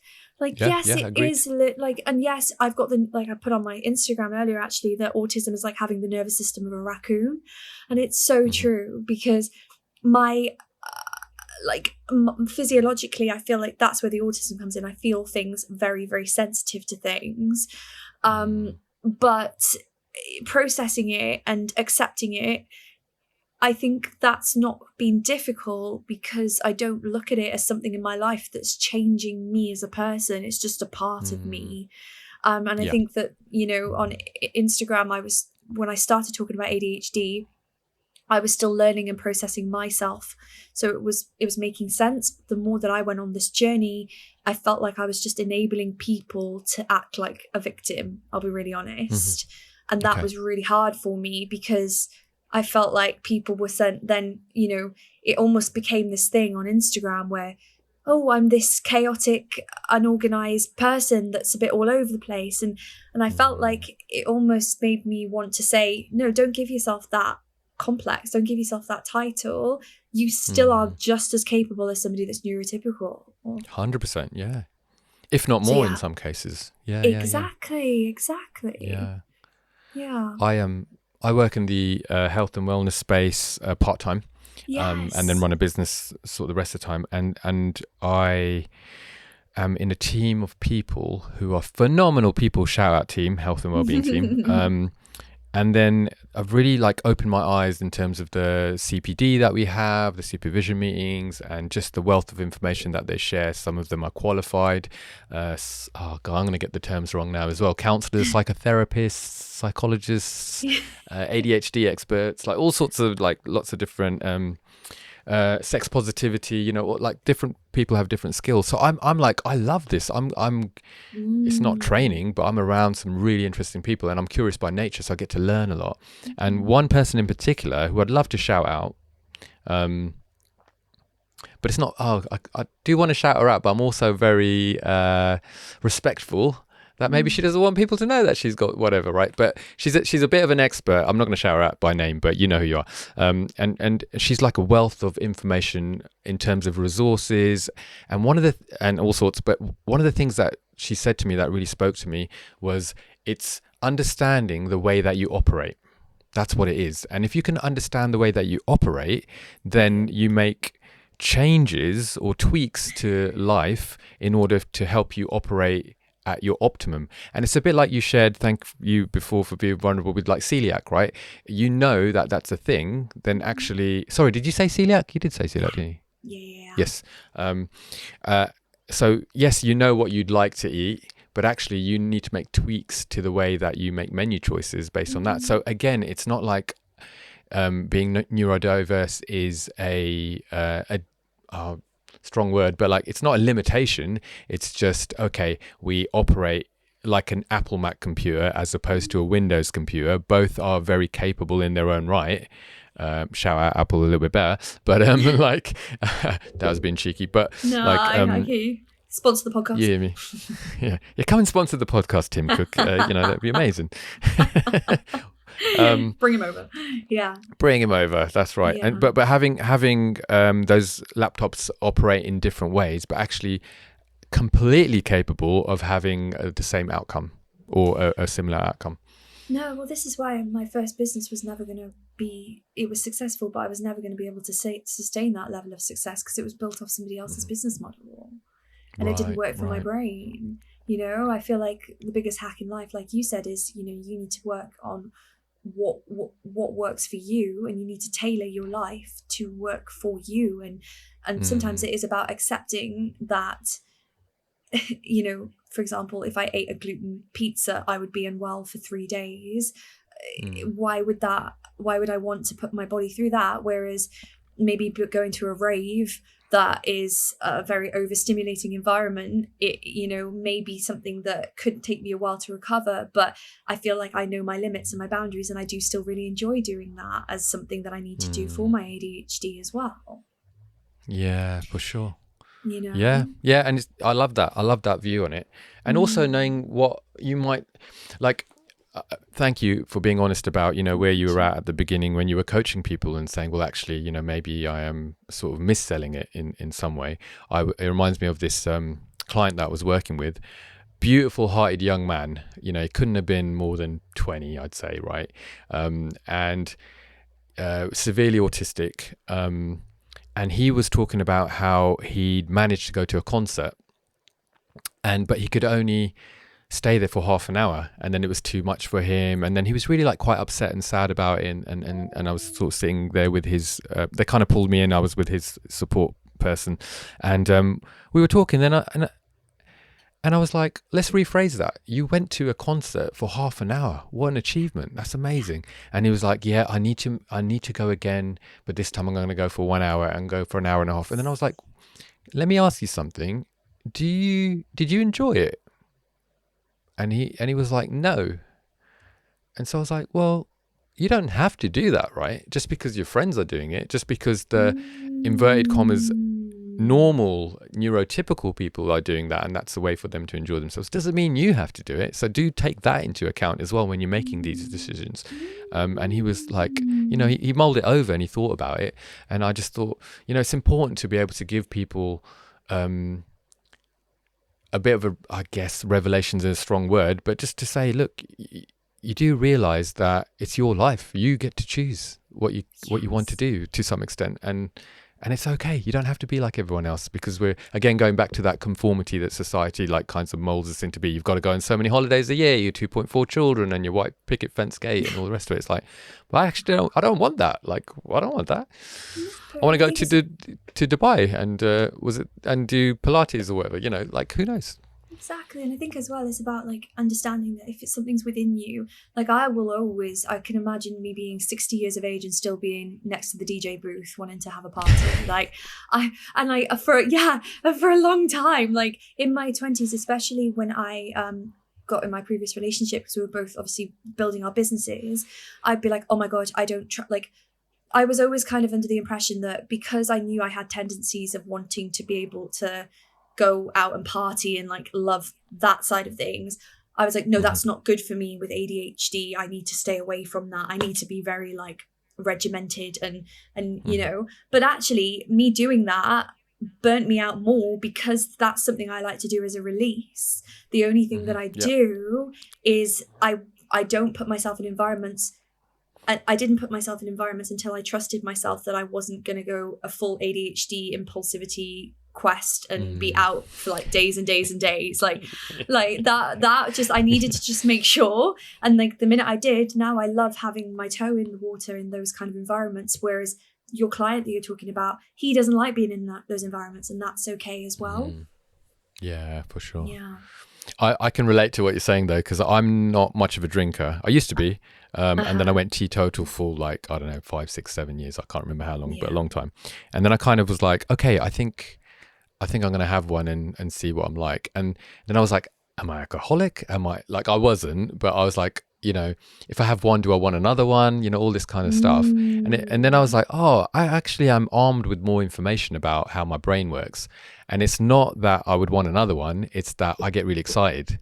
And so when I'm excited, I'm like, let's go and do this. Let's go and do that. Like I had a birthday in November, Sagittarian, right? Yeah, I was going to say you're a Sag. I was literally about to say that. Yeah, love that. Sag Scorpio cusp, right? So there's a cheekiness about it, but cheeky adventurer, right? Full of curiosity. Now that's a great combination to have in a group and with friends or, you know, relationships, etc.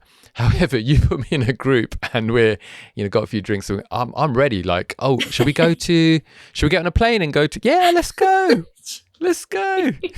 You know, like, so I've got to check in with myself and go, hey, you're responsible. You're a parent. You're a single parent. You've got things to sort out. Like, don't get too excited. Like, you know, that kind of thing. So again, it's like you knowing your operating system and then ensuring that you're putting some stuff into place there. Well, yeah, that's it. You know, just knowing your limits and just trusting yourself and trusting your judgments on things. But also knowing that you don't, like I would never do it again, actually. But New Year's Eve, I was on antibiotics, so I wasn't able to drink, and I went to a rave sober.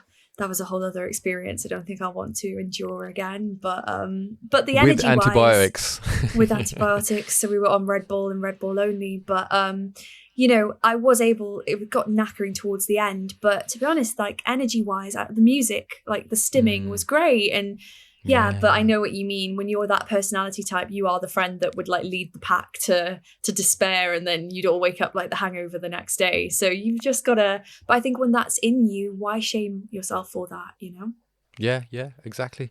And having, if I go back to food, so one of my issues is I can't have chickpeas. It's a weird thing. I love chickpeas. I think they're amazing, right? But there's a certain, and I don't eat a lot of Indian food, despite that being my, there's stuff going on there, right? And so I'll suffer like for a couple of days afterwards, right? But my dad, right, he's a cook, right? And he was like, he makes this amazing dish. It's so good. It's, you know, and it's so good, right? So then I go, maybe once a year, right? I can endure the pain. Like, let's eat it on a Friday night. So then the weekend I can like, and I'll do it. I'll do it like once a year or something. It's so good. It's worth it though. It's worth it. And that was the point I was trying to make. Like some things you've got to look at, what's the value here? And actually, is it worth paying the price, you know? I really like that way of thinking about it, whereas I could probably get just as good a pizza, give or take, that's gluten-free, that would give me the same kind of feeling as the stone-baked gluten pizza, whereas that home dish that your dad makes is obviously very, it's connected to your culture, etc. So I get it. Yeah, it's so good. I'll send you some, but it might take, 3 weeks to get to Wales. Yeah, that's going to be chaotic as well, just to add to the mix, right? Yeah. It'll be in the tissue box. It'll be in the. Oh, of course, I forgot about that. But you didn't write it down, you see, so it just escaped me. I wanted to ask you a couple of questions, but I think we'll have you back for more of a relationship series, because I think one of the things that came up when you were doing an Ask Me on your Instagram was around being in a relationship as an ADHD person with someone who might be neurotypical, but then also seeing what that looks like when you have two people with neurodiversity and the pros and cons, the highs and lows of that kind of stuff. And I think there was another a question that you got asked around just emotional regulation. I think you got, was it emotional regulation, intimacy, all of that kind of stuff. But I think that deserves probably its own podcast. So let's get another date in for that. I would really like to. I think that, yeah, that's a whole topic. And then going back to what we said about confusion and understanding who's neurodiverse and who's, you know, coercive or narcissistic or whatever you want to call it, and like identifying that, and also identifying how, you know, we get very excited when we're in situations, and the more regulated we are, that gives us a better judge on that person because it's not as like dopamine driven. But then understanding that somebody that's love bombing may not have the same intentions, but the same feeling is created. And yeah, I think that would be really nice to jump on and talk about all of that again. Yeah, absolutely. Because it is our relationship to dopamine, isn't it? That is different from maybe a neurotypical person's relationship to dopamine. And then if you are on like dating apps and things like that, you know, they're designed to give you that boost, you know, that give you that what was my friend saying, attention whoring, right? Where you attention go, whoring, amazing, like I feel amazing right now, and all of that kind of thing. And what that process has, validation, affirmation, all the stuff. If you're a people pleaser by nature as well, like there's so many things that can pop up. And the people that design this stuff, they know what they're doing, right? They know they're trying to hook you onto this stuff. But it's kind of getting, again, you know, going back to that whole theme that we've been talking about in terms of self-development and doing the inner work. When you can see, I think you used the word awakening a few times, or awakened. When you can see things, you can make informed decisions with clarity. Of course, you can make bad decisions too. That's part of life. And actually, I think it's good to fail, right? I think it's really good to fail. But, you know, having the clarity and making decisions brings a sense of authenticity into life. And I think, that's a whole nother topic as well. But authenticity is where all the magic is, you know?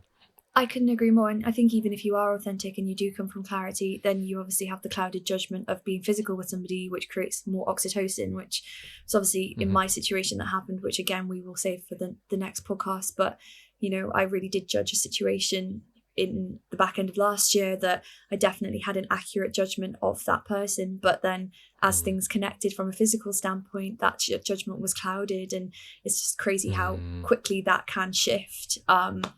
And then it's interesting with the dating apps, because I actually I have a fear of them. I find that, you know, as much as it's, you know, maybe to some people nice that you'd get a lot of matches or whatever, to me, the thought of being bombarded by a lot of people potentially, not saying that's just me, but all right, Amie. Okay. No. I like the confidence.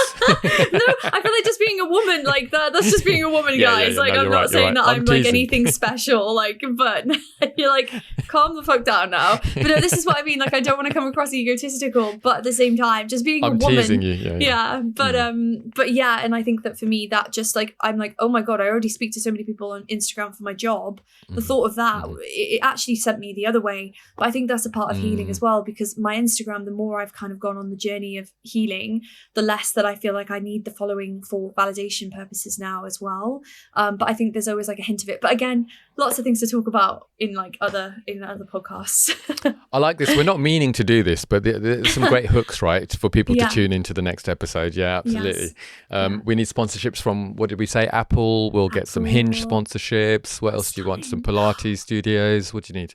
Do you know, actually, I'm doing a paid collaboration with a neurodivergent dating app soon, actually. The irony of this, and I don't actually know whether I want to accept it or not because of the things that I've just spoken about to you. So, but you never know, they could be the sponsors of the podcast. Is it a well-known app? Would we know the name or no? I don't know. I'd have to have a look. I don't know whether it's already well established or whether it's like up and coming. But yeah, I'll let you know. I think what Amie is trying to say, guys, is that she absolutely respects and values that brand, and she knows them really well, but she's being very protective over that name. Don't sell yourself short, because if they're watching this, they'll be like, hey, she didn't even remember our name. What's going on?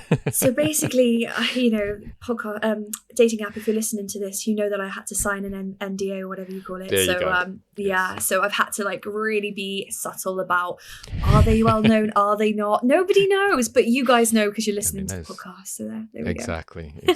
So we'll put it in the comments maybe. Because you are an influencer, I would before we sign off, I've got a question for you. It's probably got nothing to do with the podcast, but I'm going to throw it in.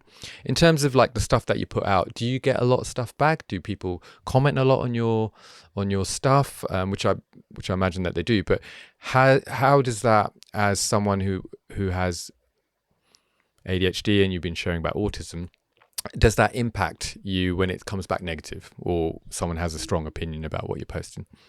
Yeah, so I think, pros and cons, like my audience, if you were to look at like the audience size that I have versus the engagement, things aren't really matching up, only from the perspective of I started that page 10 years ago and I've transitioned through niches throughout that time. So therefore, like there's a lot of it's very condensed on my page. So my reach isn't as great as it could be.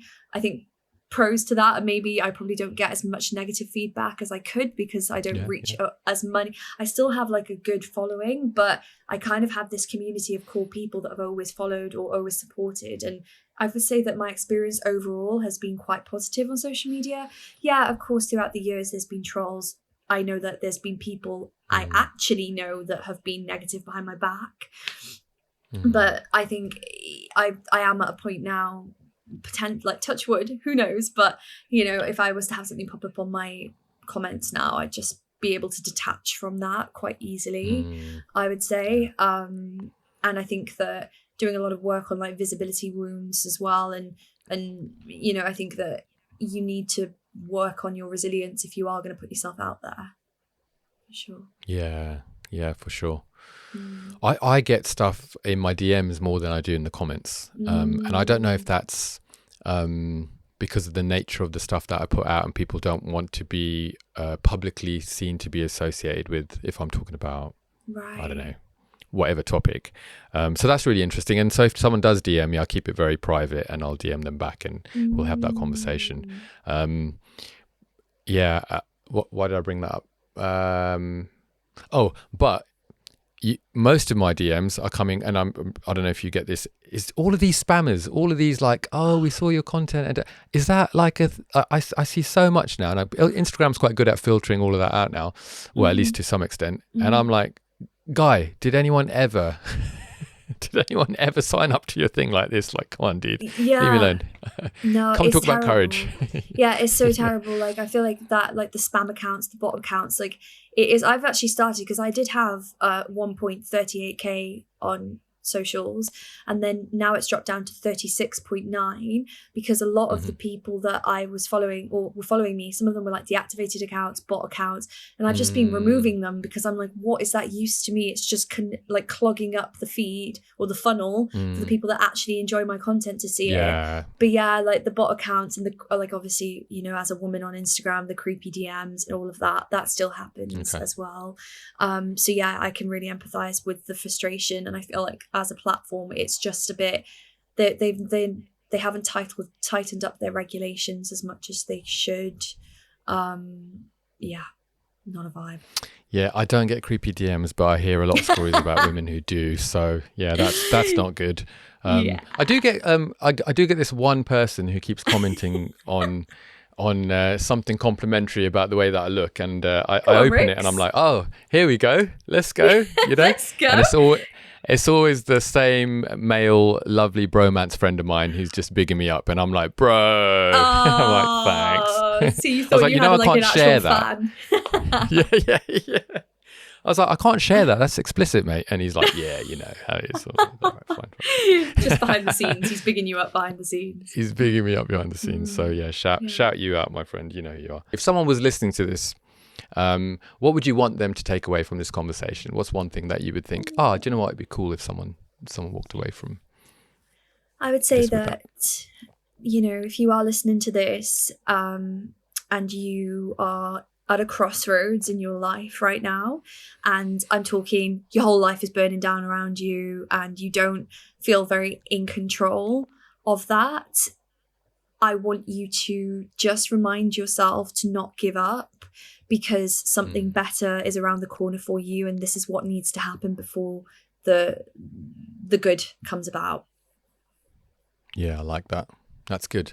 And when you do feel those feelings of fear and I can't do it, swallow up some courage. get that down you as a breakfast, you know, and that is essentially actually avoiding this, whatever it is in front of you, is going to come back at me later on. So why not just tackle it now? Let's go. And then if people want to reach out to you, I know you're very open. I know that you answer a lot of Ask Me's on your Instagram and things like that. Where's the best place that they can reach out to you? Yeah, so my main source of like communication and where my business is run is through Instagrams, and that's at Amie, Amie B Fit, and then an underscore. And I'm sure Rix will share the details in the show notes as well. So yeah. And in terms of like services and things like that, I know you're about to embark on a new adventure. Yeah. But is your Instagram the best place to kind of keep up to date with all of that stuff and coaching and things like that? Yeah, and like obviously I don't know when this is going to go live, but I am still taking on like a select few clients. So that would be if you're interested in working with me from an ADHD coaching standpoint, a life coaching or business coaching standpoint as well, then, you know, I still have availability for that. And of course, my expertise in fitness too, if that's something that you need support with. So yeah, there is availability there for the next 2 months, I'd say. Okay. All right. Brilliant. Thank you. And if you quote "Go Encourage" to Amie, then she'll smile. How's that? How's that for an offer? And maybe give you a tiny discount. Oh, look at that. And then give the percentage to Rix. You know, I'm joking. I'm messing. And hey, I got all excited. I was like, yes, finally, monetization. Yes. We'll have a chat. We'll have a chat. All right, awesome. Well, thank you so much for coming on today. I really appreciate the time, and I appreciate, you know, you're kind of in a transition period, so just fitting in the schedule and stuff like that has been a little bit challenging, but thank you so much. It means a lot to me. So thank you for having me on. What a great start to the year, and it's been such an enjoyable experience, and I can't wait to share clips from it when it goes live on YouTube. Fantastic. All right. Well, if you're listening, well done for staying with us this whole time. If you're watching online, please hit that subscribe button, hit the like, do the comments, do all the stuff. It just helps the algorithm do what the algorithm does and get this in front of the right people. So yeah, thank you from us. And our message today is whatever is in front of you, keep moving forward and go encourage. I'll see you on the next episode. Hey, really hope you enjoyed that episode, and I hope there was something there that you can take away and reflect on. If you'd like to continue the conversation, you can do so publicly on YouTube via the comments, or if you prefer to be more private, you can DM me on Instagram, and the handle is @GoEncourage.